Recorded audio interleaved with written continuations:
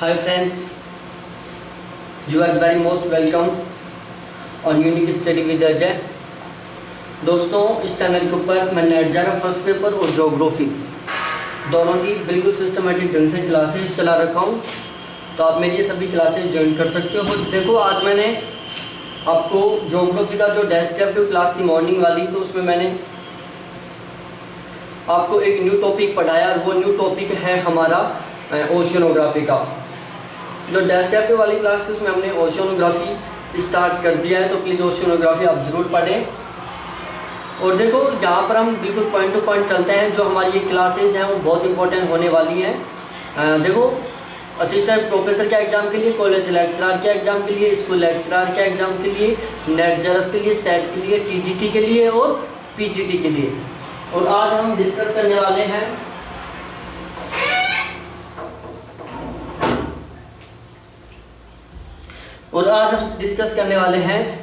Net JRF का model paper 35, जो assistant professor, college lecturer, इन सभी एग्जाम्स के लिए इम्पोर्टेंट है। देखो, यहाँ पर हम डिस्कस करेंगे क्वेश्चन नंबर 444 से लेकर 454 के बीच में 10 क्वेश्चनों पर डिस्कस करेंगे। और ये क्वेश्चन मैंने अभी पीडीएफ में डाला था, वहाँ पर क्या स्कोर था ये मैंने चेक किया था इसी के माध्यम से। और इसके अलावा नॉर्मल, यदि आपका 60% स्कोर होता है, 6 क्वेश्चन सही होते हैं तो आपका स्कोर नॉर्मल है, 7 क्वेश्चन सही हो रहे हैं तो आपका स्कोर गुड है, और 8 क्वेश्चन सही हो रहे हैं तो समझो आपका स्कोर बेस्ट है। और यदि आप इन सभी क्वेश्चंस की पीडीएफ लेना चाहते हो, एक मेरा व्हाट्सएप ग्रुप है, आप यदि उस व्हाट्सएप ग्रुप में ऐड होना चाहते हो तो मेरे ये सामने कॉन्टैक्ट नंबर दिख रहे हैं 7891350470। इन कॉन्टैक्ट नंबर पर आप मेरे से अभी तुरंत कॉन्टैक्ट करें और इन सभी क्वेश्चंस की पीडीएफ लें और मेरे व्हाट्सएप ग्रुप में जुड़कर अपना बहुत शानदार वाला स्कोर करें। इसके अलावा यदि आप चैनल के ऊपर नए हो तो प्लीज़ इसको अभी ही सब्सक्राइब कर दो, बेल आइकन को दबाओ जिससे कोई वीडियो मिस ना कर पाओ, और अपने सभी फ्रेंड्स के साथ इस वीडियो को ज़्यादा से ज़्यादा शेयर करो। तो अब हम अपने मेन टॉपिक पे आते हैं। मेन टॉपिक क्या है हमारा, कैसा है, बिल्कुल डिटेल से पढ़ने वाले हैं हम यहाँ पर। तो बिल्कुल अपना एक तरीके से मैं बोल रहा हूँ यहाँ पर, अब हम अपना स्कोर चेक करेंगे। आपका पता चलेगा कि आपके कितने पानी में हो, कितने बाहर हो, और जो पानी में है वो प्लीज़ ज़रूर बताएं वो कितना पानी में है, जो पानी से बाहर है वो भी ज़रूर बताएं प्लीज़ कि वो कितना पानी से बाहर है। मेरा ये जो मॉडल पेपर सेट है ये देने का सबसे मेन टारगेट ये है कि आपकी औकात का पता चलाना, कि आपकी औकात क्या है, आप कितने क्वेश्चन सही कर रहे हो। कुछ लोग ऐसे सोचते हैं ना कि मेरी प्रिपरेशन बहुत ही गजब वाली है, उसका पता चल जाएगा सब कि यहाँ पर किसकी कितनी तैयारी है, किसकी कितनी तैयारी नहीं है। तो अब हम डायरेक्टली बात करते हैं। देखो, 10 क्वेश्चनों में लोगों के पसीने छूट जाएंगे कि यार क्या पेपर आ गया। बिल्कुल स्टार्ट कर रहे हैं यहाँ से। मेरे खुद के तो पसीने आ रहे हैं गर्मी की वजह से, लेकिन आपका पसीने जो केवल क्वेश्चनों को देख के आ जाएंगे। देखो, सबसे पहला है क्वेश्चन नंबर फर्स्ट, गर्म मरुस्थल के संदर्भ में निम्नलिखित कथनों पर विचार करो। फर्स्ट है, अधिकतर गर्म मरुस्थल दोनों गोलार्धों में 15 से 30 डिग्री अक्षांशों के बीच पाए जाते हैं। दूसरा है, यह अपतटीय पवनों के प्रभाव में महाद्वीपों के पूर्वी भाग में अवस्थित है। तीसरा है, कालाहारी, ऑस्ट्रेलिया मरुस्थल और नामीबिया मरुस्थल उष्ण मरुस्थलों के उदाहरण हैं। आपके पास ये टोटल 3 क्वेश्चन है, 3 कथन है। इन तीनों कथनों के बेस पर आपको पता चलाना है कि यहाँ पर कौन कौन सा कथन सही है। बहुत सिंपल सा क्वेश्चन है, कोई ऑप्शन नहीं दूंगा, केवल इसी को देख के बताओ आपका।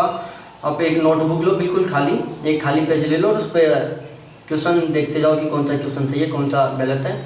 इसमें मैं आपको कोई ऑप्शन नहीं दे रहा हूँ, डायरेक्ट आपको ऐसे ही क्वेश्चन को सही करना है। अब हम डायरेक्टली करते हैं। देखो, सबसे पहले है, अधिकतर गर्म मरुस्थल दोनों गोलार्धों में 15 से 30 डिग्री अक्षांशों के बीच पाए जाते हैं। बात बिल्कुल सही है कि जो गर्म मरुस्थल हैं दोनों अक्षांशों में, दोनों गोलार्धों में 15 से 30 डिग्री अक्षांशों के बीच पाए जाते हैं। दूसरा है, यह अपतटीय पवनों के प्रभाव में महाद्वीपों के पूर्वी भाग में स्थित होते हैं। देखो, यहाँ पर यह बात गलत है। उसका सबसे बड़ा कारण ये है कि जो गर्म मरुस्थल है, जिनको हम उष्ण मरुस्थल बोलते हैं, ये महाद्वीपों के पश्चिमी भाग में मिलते हैं, न कि पूर्वी भाग में। ये ध्यान रखना। पश्चिमी भाग में क्यों मिलते हैं ये मैंने जो पिछला वीडियो बनाया था उसमें पूरा डिटेल से समझा दिया आपको। और जब मैं मरुस्थल पढ़ाया था तो उसमें भी मैंने बता दिया कि ये महाद्वीपों के पश्चिमी भाग में क्यों पाए जाते हैं। तो यहाँ पर ये बात बिल्कुल गलत है, क्योंकि पूर्वी भाग में नहीं पाए जाते, पश्चिमी भाग में पाए जाते हैं। और तीसरी बात है कि कालाहारी, ऑस्ट्रेलिया मरुस्थल और नामीबिया मरुस्थल उष्ण मरुस्थलों के उदाहरण हैं। यहाँ पर यह बात बिल्कुल सही है। तो यहाँ पर पहली और तीसरी बात बिल्कुल सही है, तो ध्यान रखना, पहली और तीसरी बात सही है, दूसरी बात गलत है। पढ़ लेते हैं इनको एक बार।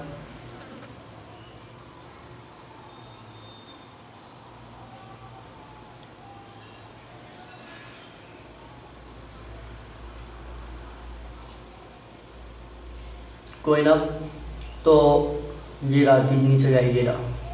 देखो बिल्कुल डिटेल से लिख रखा हूँ। संसार के अधिकांश शुष्क मरुस्थल दोनों गोलार्धों में 15 से 30 डिग्री अक्षांशों के बीच पाए जाते हैं। दूसरा कथन लिखा हुआ है कि उष्ण मरुस्थल में शुष्कता का प्रमुख कारण है अपतटीय व्यापारिक पवन। इस कारण इसे व्यापारिक मरुस्थल भी बोलते हैं। जो उष्ण मरुस्थल है, जिसको हम गर्म मरुस्थल बोलते हैं, उसका सबसे बड़ा कारण है व्यापारिक पवन, और इसी वजह से इसको व्यापारिक मरुस्थल भी बोला जाता है। अतः विश्व के अधिकांश मरुस्थल महाद्वीपों के पूर्व में नहीं बल्कि पश्चिम भाग में अवस्थित होते हैं। ध्यान रखना, विश्व के जो अधिकांश मरुस्थल है वो महाद्वीपों के पश्चिमी भाग में अवस्थित होते हैं। ये बात बिल्कुल नोट कर लो आप। इसके अलावा सारा मरुस्थल, ग्रेट ऑस्ट्रेलियाई मरुस्थल, अरेबियाई मरुस्थल, ईरानियन मरुस्थल, थार मरुस्थल, कालाहारी मरुस्थल, नामीब उष्ण मरुस्थल, ये किसके उदाहरण हैं? सारे उष्ण मरुस्थल के उदाहरण हैं। रट लो, सारा मरुस्थल है, ग्रेट ऑस्ट्रेलिया मरुस्थल है, अरेबियाई मरुस्थल है, ईरानियन मरुस्थल है, थार मरुस्थल है, कालाहारी मरुस्थल है और नामीब मरुस्थल है।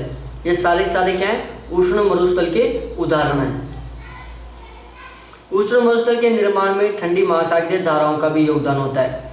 बहुत शानदार सी बात बताई है किसी ने कि जो उष्ण मरुस्थल होते हैं उनके योगदान, जो निर्माण होता है उसमें व्यापारिक पवनों का तो योगदान होता ही है, साथ ही साथ में महाद्वीपों के पश्चिमी किनारों पर बहने वाली ठंडी जलधाराओं का भी बहुत योगदान रहता है। अब उनका योगदान क्यों रहता है? देखो, महाद्वीपों के पश्चिमी किनारों पर ठंडी महासागरीय जलधाराएं बहती हैं, तो इस वजह से वहाँ पर उच्च वायुदाब रहता है। तो उच्च वायुदाब के कारण इस एरिया में बाहर की जो आर्द्रता वाली पवनें हैं वो एंट्री नहीं कर पाती हैं, ध्यान रखना। उसके बाद नेक्स्ट है, वो सिंपल सा क्वेश्चन है। उष्ण मरुस्थल के संदर्भ में निम्नलिखित कथनों पर विचार करो। पहला है, उष्ण या शीत दोनों ही मरुस्थल में वार्षिक वर्षा की मात्रा 25 सेंटीमीटर से कम होती है। दूसरा है, आटाकामा मरुस्थल विश्व में सबसे शुष्क मरुस्थल है। तीसरा है, मोहावे और सोनोरेन संयुक्त राज्य अमेरिका के मरुस्थल हैं। तीनों के बारे में बताओ भाई, सटासट बता दो तीनों के बारे में। बहुत सिंपल सा क्वेश्चन है। तो देखो, आपके पास ऑप्शन तीनों दिख रहे हैं, एक वो ले लो, चौथा ऑप्शन भी अभी भी कहीं बता दो तो आप लोग। देखो मैं बता देता हूँ आपको। उष्ण या शीत दोनों ही मरुस्थलों में वार्षिक वर्षा की 25 सेंटीमीटर से कम होती है। ध्यान रखना, जहाँ पर 25 सेंटीमीटर से कम वर्षांत हो रही है वो चाहे कैसा भी क्षेत्र हो, चाहे उष्ण क्षेत्र हो, चाहे शीत क्षेत्र हो, चाहे शीतोष्ण क्षेत्र हो, वहाँ पर मरुस्थल ही पाए जाएंगे। दूसरी बात है, आटाकामा विश्व का सबसे शुष्क मरुस्थल है। ये बात भी बिल्कुल सही है कि जो आटाकामा मरुस्थल है, जो कहाँ पर है? चिली में, जो विश्व का सबसे शुष्क मरुस्थल है, वहाँ पर वर्ष में मात्र 2 सेंटीमीटर बरसात होती है। कितनी होती है? मात्र 2 सेंटीमीटर बरसात होती है। तो दूसरी बात भी बिल्कुल सही है। तीसरी बात है, मोहावे सोनोरेन संयुक्त राज्य अमेरिका के मरुस्थल हैं। ये बात भी बिल्कुल सही है। देखो, उष्ण या शीत दोनों प्रकार के मरुस्थलों में वर्षा 25 सेंटीमीटर से कम होती है। पहली बात, उष्ण या शीत दोनों प्रकार के मरुस्थलों में वर्षा 25 सेंटीमीटर से कम होती है।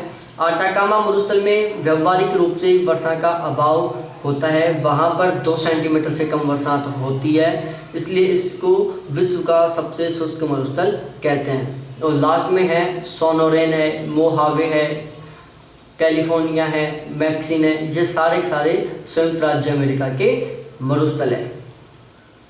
नेक्स्ट क्वेश्चन, यहाँ भी आपको कोई ऑप्शन नहीं दूंगा मैं, डायरेक्टली यहाँ से देख के बताओ। बहुत सिंपल सा क्वेश्चन है। यदि यहाँ भी आपके पास से आ रहे हैं तो समझो इस क्वेश्चन को गलत कर रहे हो ना, तो समझो आपकी खुद की औकात का पता चल रहा है कि आपकी कैसी तैयारी है। खुद सोच लेना, सबसे सिंपल क्वेश्चन है ये।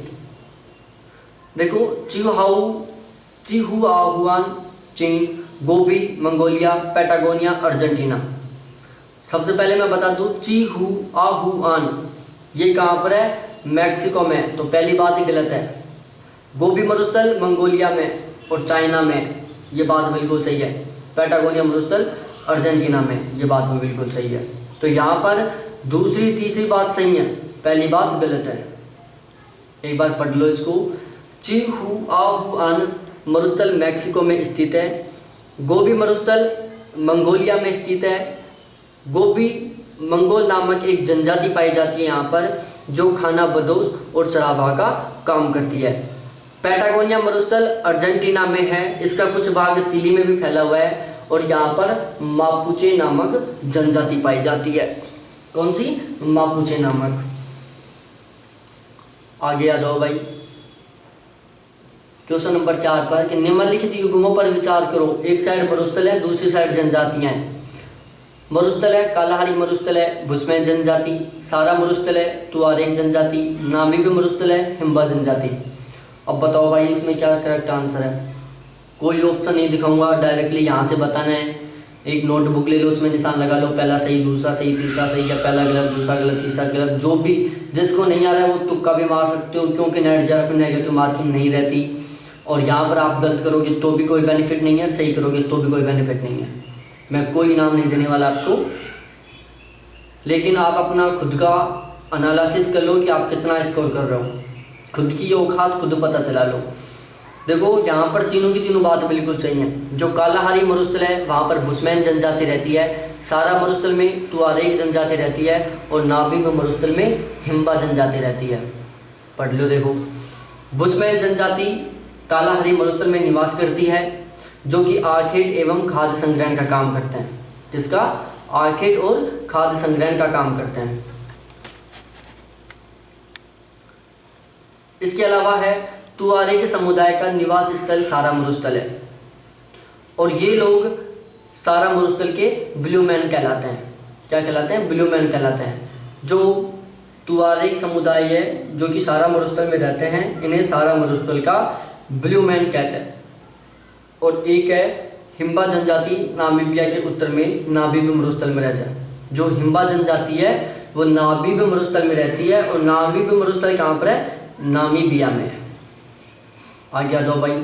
मरुस्थल एक साइड देश है, मिलाना है कौन सा कैसे। तकलाकान मरुस्थल है, नूबीबियन मरुस्थल है, कालाहारी मरुस्थल है और सिम्पसन मरुस्थल है। एक लिस्ट ये हो गई। दूसरी लिस्ट ऑस्ट्रेलिया, बोत्सवाना, सूडान और चीन, ये हो गई। अब मिला दो इनको सटासट। जो भी आप कैसे भी मिलाना चाहो जरूर मिलाओ, जल्दी जल्दी मिलाओ, वरना मैं मिलाता हूँ। तकलामाकन मरुस्थल चाइना में, नूबीबियन मरुस्थल सूडान में, कालाहारी मरुस्थल बोत्सवाना, नामीबिया और दक्षिण अफ्रीका में, सिम्पसन मरुस्थल ऑस्ट्रेलिया में। इस तरीके से चारों मिलेंगे। ये किसने सही मिलाया किसने गलत मिलाया खुद का खुद देख लो। थोड़ा सा पढ़ा देता हूँ। तकलामाकन मरुस्थल चाइना के पश्चिमी भाग में। सिंपल सी बात है, याद कर लेना। दूसरी बात, नूबीबियन मरुस्थल है उसका विस्तार नील नदी और लाल सागर दोनों के बीच में सूडान में। जो नूबियन मरुस्थल है वो सूडान में है, नील और लाल सागर के बीच में। कालाहारी मरुस्थल का विस्तार बोत्सवाना के साथ साथ दक्षिण अफ्रीका और नामीबिया में।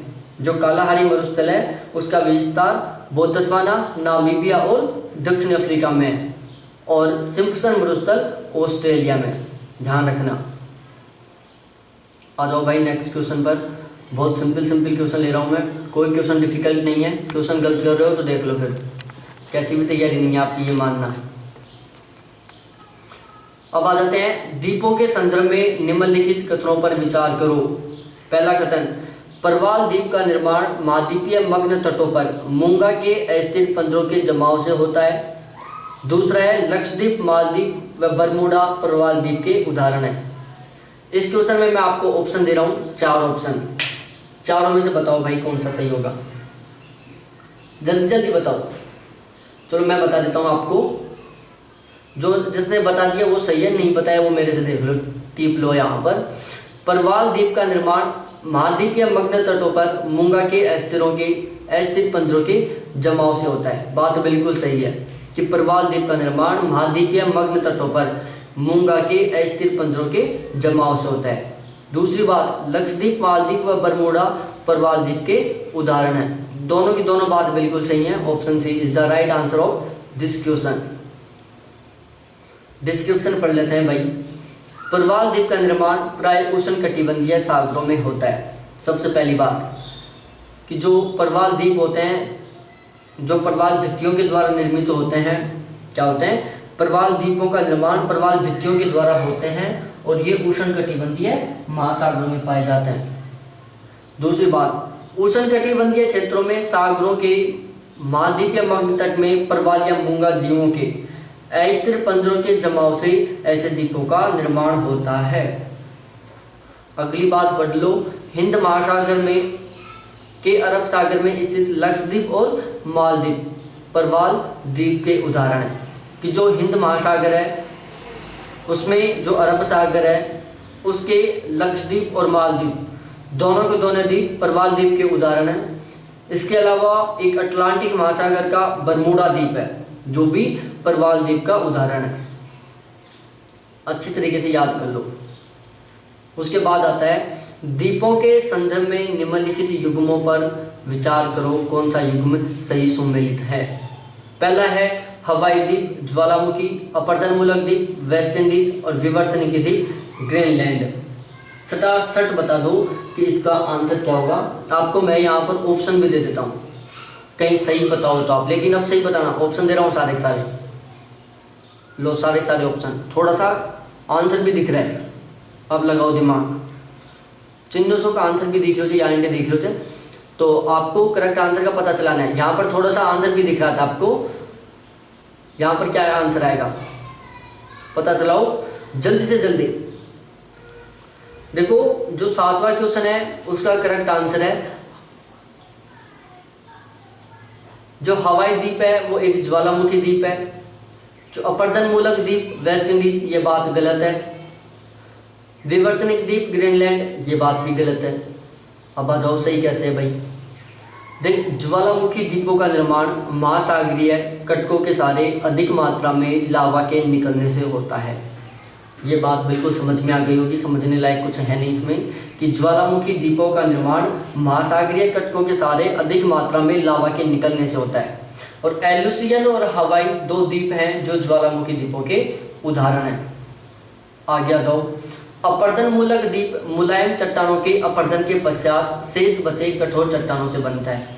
जो अपर्दन मूलक द्वीप होता है उसका निर्माण कैसे होता है कि जब मुलायम चट्टानों का अपर्दन हो जाता है, जब मुलायम चट्टान का अपर्दन हो गया, वो वहां से हट गई, तो उसके बाद बच जाती है कठोर चट्टान जिसका अपर्दन नहीं हो पाता है। और जिस कठोर चट्टान का अपर्दन नहीं हो पाता उसको बोलते हैं अपर्दन मूलक द्वीप। और जो ग्रीनलैंड है वो हिमानी अपर्दन के द्वारा बना ही एक अपर्दन मूलक द्वीप है। ग्रीनलैंड हिमानी अपर्दन के द्वारा बना एक अपर्दन मूलक द्वीप है। आगे आ जाओ। भूगर्भिक हलचलों द्वारा समुद्र में भूमि के ऊपर उठने से विवर्तनिकी द्वीप का निर्माण होता है। कि जब पृथ्वी के आंतरिक संरचना में जब भूगर्भिक हलचल होती है तो उससे क्या होता है, पृथ्वी का कुछ आंतरिक भाग ऊपर उठ जाता है। किसके कारण? पृथ्वी की आंतरिक सतह में भूगर्भिक हलचलों के कारण। और जब वो भाग ऊपर उठ जाता है तो उसको बोलते हैं विवर्तनिकी द्वीप। और अटलांटिक महासागर का जो वेस्ट इंडीज है वो एक सबसे बेस्ट विवर्तनिकी द्वीप का उदाहरण है। रट लेना इसको, एग्जाम में आएगा 100%। उसके बाद आता है 8वां क्वेश्चन। निम्नलिखित कथनों पर विचार करो। पहला कथन, जल संधि दो बड़े स्थलीय भागों को जोड़ती है। दूसरा कथन, स्थल संधि दो बड़ी जलराशियों जैसे समुद्रों तथा महासागरों को एक दूसरे से जोड़ती है। करेक्ट आंसर का पता चलाना है आपको, कोई ऑप्शन नहीं दूंगा मैं। सबसे सिंपल क्वेश्चन है, थोड़ा सा दिमाग लगा लोगे तो क्वेश्चन को पढ़ के ही आप बिल्कुल सही आंसर कर दोगे। और यदि अब भी इस क्वेश्चन को गलत करोगे, मैंने आपको हिंट दे दिया कि क्वेश्चन को पढ़ना है, और अब भी यदि क्वेश्चन को गलत कर रहे हो तो समझो भाई कैसी तैयारी नहीं है आपकी, धूल मिला के बजाने का काम कर रहे हो। देखो, जल संधि दो बड़े स्थलीय भागों को एक दूसरे से जोड़ती है, ये बात गलत है। स्थल संधि दो बड़ी जल राशियों जैसे समुद्र एवं महासागरों को एक दूसरे से जोड़ती है, ये बात भी गलत है। अब आ जाओ आगे। स्थल संधि स्थल का एक सकरा भाग होता है जो दो बड़े स्थलीय भागों को एक दूसरे से जोड़ता है, क्योंकि जो स्थल संधि है वो स्थलीय भागों को जोड़ती है। अब आ जाएंगे जल संधि पर। जल संधि पानी का एक सकरा भाग है जो दो बड़ी जल राशियों जैसे समुद्र एवं महासागर को एक दूसरे से जोड़ता है। दोनों बातें क्लियर आपकी? स्थल संधि दो स्थलीय भागों को जोड़ता है, जल संधि दो जलीय भागों को जोड़ती है। सीधी सी बात ध्यान रखना आपको। 90 क्वेश्चन पर आ जाओ। जिब्राल्टर जल संधि के संदर्भ में निम्नलिखित कथनों पर विचार करो। जिब्राल्टर जल संधि। पहला कथन, जिब्राल्टर जल संधि एक महाद्वीपीय विभाजक जल संधि है। दूसरा कथन, जिब्राल्टर जल संधि अटलांटिक महासागर और प्रशांत महासागर को आपस में जोड़ती है। तीसरा कथन, यह जल संधि यूरोप और उत्तरी अमेरिका महाद्वीप को अलग करती है। यहां पर भी मैं आपको ऑप्शन नहीं दिखाऊंगा, अब सही करो। 90 क्वेश्चन को बिना ऑप्शन देके सही करना है आपको। करो, लो ऑप्शन दिखा देता हूँ, अब सही कर दो। तो कहीं थोड़ा सा आंसर भी दिख रहा है आपको, अब तो सही कर देना इसको। चलो अब मैं बता देता हूँ। जिब्राल्टर जल संधि एक महाद्वीपीय विभाजक जल संधि है, बात बिल्कुल सही है, क्योंकि जो जिब्राल्टर जल संधि है वो महाद्वीप को विभाजित करती है। उसके बाद आता है जिब्राल्टर जल संधि अटलांटिक महासागर और प्रशांत महासागर को आपस में जोड़ती है, बात बिल्कुल गलत है, क्योंकि जो जिब्राल्टर जल संधि है वो अटलांटिक महासागर को भूमध्य सागर से जोड़ती है। तीसरा कथन है, यह जल संधि यूरोप और उत्तरी अमेरिका महाद्वीप को अलग करती है, ये बात में बिल्कुल गलत है भाई। जो जिब्राल्टर जल संधि है वो अफ्रीका और यूरोप को अलग करती है, ना कि उत्तरी अमेरिका और यूरोप को। उत्तरी अमेरिका यार अलग है, यूरोप अलग है, दोनों के बीच में अटलांटिक महासागर फंसा हुआ है। फिर ये जल संधि कैसे अलग कर सकती है दोनों को? दोनों को अलग कर रहा है कौन? अटलांटिक महासागर। थोड़ा सा कॉमन सेंस यूज कर लेना, सही कर दोगे आंसर। पढ़ा देता हूँ। जिब्राल्टर एक महाद्वीपीय विभाजक जल संधि है। इसके अलावा और भी कुछ महाद्वीपीय विभाजक जल संधि है, जैसे बेरिंग जल संधि है, बाब अल मंडेब है, बॉस्फोरस है और टॉरस है। बेरिंग है, बाब अल मंडेब है, बॉस्फोरस है और टॉरस, ये चार जल संधियां हैं जो महाद्वीपीय विभाजक जल संधि हैं। जिब्राल्टर जल संधि पश्चिम में अटलांटिक महासागर को पूर्व में भूमध्य सागर से जोड़ती है। नहीं समझे होंगे आप? जैसे ये है भूमध्य सागर, मैं भूमध्य सागर बना के दिखा देता हूँ आपको, फिर समझ जाओगे आप। इस तरीके से जैसे ये यूरोप का भाग आया, फिर उस तरीके से ऐसे किया, ऐसे किया, ऐसे किया, ये बन गया अपना कौन? भूमध्य सागर, ठीक है। और ये यहाँ से इस तरीके से ये बन गया अफ्रीका। तो जो जिब्राल्टर जल संधि है वो अटलांटिक महासागर को भूमध्य सागर से जोड़ रही है। यहाँ पर कौन है? अटलांटिक महासागर इस एरिया में, और यहाँ पर कौन है? भूमध्य सागर। इन दोनों को जोड़ती है जिब्राल्टर जल संधि। उसके बाद जिब्राल्टर जल संधि यूरोप व अफ्रीका महाद्वीप को अलग करती है, क्योंकि जब जिब्राल्टर जल संधि किस किस को? भूमध्य सागर को अटलांटिक महासागर से जोड़ दिया, तो सीधी सी बात है यूरोप को अफ्रीका से अलग कर रही है, इन दोनों के बीच में स्थित है। 10वां क्वेश्चन, बास जल संधि के संदर्भ में निम्नलिखित कथनों पर विचार करो। पहला कथन, बॉस्फोरस जल संधि मरमरा सागर को काला सागर से जोड़ती है। दूसरा है हारमुज जल संधि लाल सागर में स्थित है। तीसरा है कुक जल संधि प्रशांत महासागर में अवस्थित है। 3 कथन है, कौन सा सही है पता चलाना है। बताओ, ऑप्शन दिखा दिया चारों, अब तो सही बताओ इसको, कोशिश करो, सही बता सकते हो आप, मेरे को विश्वास है आपके ऊपर, आप सही बताओगे जरूर। यार आप वैसे पहलवान हो, क्यों ना सही बताओगे इसको? देखो मैं ही बता देता हूँ, आ जाओ भाई लाइन में। बास्कोरस जल संधि मरमरा सागर को काला सागर से जोड़ती है, बात बिल्कुल सही है। हारमुज जल संधि लाल सागर में अवस्थित है, बात बिल्कुल गलत है। कुक जल संधि प्रशांत महासागर में स्थित है, बात बिल्कुल सही है। Option B is the right answer of this question. थोड़ा सा डिस्क्रिप्शन भी पढ़ लो। बास्कोरस जल संधि उत्तर दिशा में काला सागर को दक्षिण दिशा में मरमरा सागर से जोड़ती है। रट लेना कि जो बास्कोरस जल संधि है वो उत्तर दिशा में काला सागर को दक्षिण दिशा में मरमरा सागर से जोड़ती है। कुक जल संधि दक्षिण प्रशांत महासागर में न्यूजीलैंड व के उत्तरी व दक्षिण द्वीप के मध्य स्थित है। जो कुक जल संधि है वो दक्षिणी प्रशांत महासागर में न्यूजीलैंड के उत्तरी व दक्षिणी द्वीपों के मध्य स्थित है। बहुत आसान सी बात है, याद करना इसको। कुक जल संधि न्यूजीलैंड के उत्तरी द्वीपों को दक्षिण द्वीपों से अलग करती है, इन दोनों के मध्य स्थित है। और न्यूजीलैंड प्रशांत महासागर में, कौन से में? दक्षिणी प्रशांत महासागर में। तो आपको क्वेश्चन कैसे लगे कमेंट करके बताओ, जरूर बताना। ऐसे ही बाकी सारे 454 क्वेश्चन हो गए टोटल। इनकी पीडीएफ लेना चाहते हो तो पीडीएफ ले लेना। मेरे व्हाट्सअप नंबर मैंने आपको शुरू में दिखाई दिए थे, दोबारा देख लो किसी ने नहीं देखा है तो। इसको दिखाने में मेरा कुछ नहीं जा रहा, शायद मेरे कुछ आएगा ही। बेस्ट है, देखो आराम से, खोल खोल के देखो, आँख खोल खोल के आराम से दिखा देता हूँ मैं। लो, ये है मेरे व्हाट्सअप नंबर। वैसे कॉल नहीं करना है डिस्टर्ब करने के लिए, कभी वैसे कॉल करने लग जाओ, लेकिन ये व्हाट्सअप नंबर है। ग्रुप में जुड़ो, पीडीएफ ले लो, 200 रुपये चार्ज लगेगा आपका। आपको बहुत सारा कंटेंट मिलेगा, 70% प्लस स्कोर करवाने का। तो और चैनल के ऊपर नए हो तो सब्सक्राइब करके जरूर जाना, बेल आइकन को भी दबाना, वीडियो को लाइक भी करना है और ढेर सारे कमेंट करने हैं। जो जो समस्या है, जो जो आपको कुछ लगा, सारा कमेंट करके बताना है।